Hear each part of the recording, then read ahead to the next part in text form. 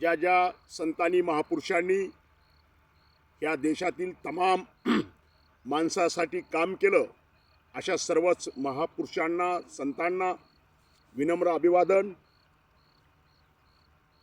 मी लोकजागर YouTube माझं YouTube channel आहे। बांधवांनो, देशातील विविध घडामोडीवर विविध विषयावर मी ह्या लोकजागर यूट्यूबच्या माध्यमातून जागर करायचं काम करतो।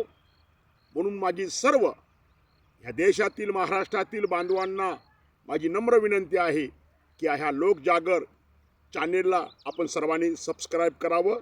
सबस्क्राईब केलं नसेल तर सबस्क्राईब करा, लाईक करा, शेअर करा आणि नवीन नवीन विषय आपल्याला ह्या लोकजागर चॅनलच्या माध्यमातून ची माहिती मिळत राहील। आज मी आपल्याला शेतकऱ्याच्या संदर्भामध्ये या ठिकाणी बोलणार आहे। शेतकरी बांधवांसाठी बोलणार आहे। लोकसभा असेल, विधानसभा असेल, महायुतीचा जो जाहीरनामा होता, त्या महायुतीच्या जाहीरनाम्यामध्ये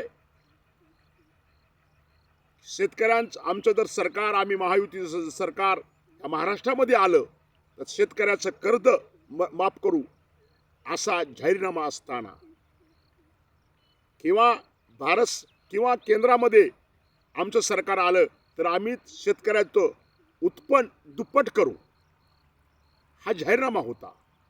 आणि हे असताना ह्या महाराष्ट्रामध्ये, ह्या देशामध्ये दररोज शेतकरी आत्महत्या करत चाललेला आहे।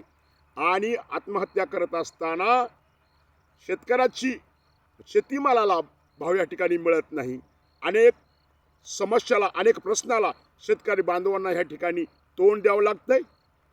महाराष्ट्रामध्ये टायमावर वेळेवर त्यांना वीज मिळत नाही, शेती पिकाला भाव मिळत नाही। अनेक समस्यांनी शेतकरी ह्या महाराष्ट्रामधील बेजार आहे।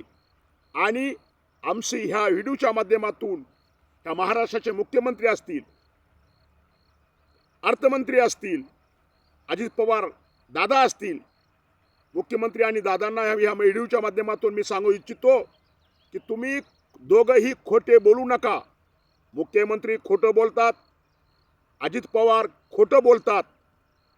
ह्या महाराष्ट्रामध्ये अनेक जे मोठे मोठे उद्योग आहेत, अनेक कारखानदार आहेत, त्यांचं तुम्ही एका बाजूला कर्ज माफ करतात आणि शेतकऱ्याचं कर्ज माफ करायला तुम्हाला काय नाही झालं। म्हणून तुम्ही शेतकऱ्याचं सरसकट कर्ज माफ केलं पाहिजे आणि त्यांच्या सातबारा कोरा करायचा जो शब्द दिला होता तुम्ही, तो सातबारा त्यांच्या कोऱ्या केल्या पाहिजे। अन्यथा हा महाराष्ट्राचा शेतकरी तमाम आंदोलन केल्याशिवाय, रस्त्यावर आल्याशिवाय राहणार नाही। आणि ह्याच्या निषेधार्थ म्हणून येणाऱ्या उद्या 1 एप्रिलला माझ्या गावातून मोजे पाटोदा तालुका अंबाजोगाई बीड जिल्ह्यामध्येच रस्ता रोको ह्या निषेधात ठेवलेला आहे की शेतकऱ्यांना न्याय मिळाला पाहिजे, शेतकऱ्याच्या पिकाला भाव मिळाला पाहिजे आणि शेतकऱ्याचं कर्ज सरसकट माफ केलं पाहिजे। तुम्ही एका बाजूला प्रचंड करोड रुपयाचं उद्योगपत्याचं कर्ज माफ करतात, कारखानदाराचं कर्ज माफ करतात आणि शेतकऱ्याच्या न्याय हक्कासाठी तुम्ही एक शब्दही सभागृहामध्ये बोलत नाहीत। या माध्यमातून आमच्या केज मतदारसंघाच्या ज्या आमदार नमिता मुंदडा आहेत त्यांना सुद्धा व्हिडिओच्या माध्यमातून सांगतो की तुम्ही केज मतदारसंघाचे आमदार आहात तर सभागृहामध्ये शेतकऱ्याच्या संदर्भामध्ये तुम्ही सुद्धा बोललं पाहिजे। आणि तमाम महाराष्ट्रातल्या शेतकऱ्यांनी हा विषय घेऊन शेतकऱ्याच्या न्याय हक्कासाठी बोललं, नाहीतर अन्यथा या देशामध्ये, ह्या महाराष्ट्रामध्ये आम्ही सर्व शेतकरी असतील, मजूर असतील, विविध संघटनेचे कार्यकर्ते असतील, हे आंदोलन केल्याशिवाय राहणार नाही। म्हणून हा व्हिडिओच्या माध्यमातून सांगतो। आणि भावानो, शेतकरी बांधवांनो, तुम्हाला रस्त्यावर आता न्याय हक्कासाठी रस्त्यावर आल्याशिवाय तुम्हाला न्याय मिळणार नाही। म्हणून गट तट पक्ष संघटना सोडून आपण सर्व शेतकऱ्याच्या न्याय हक्कासाठी लढूया। हम लढेंगे, हम जितेंगे।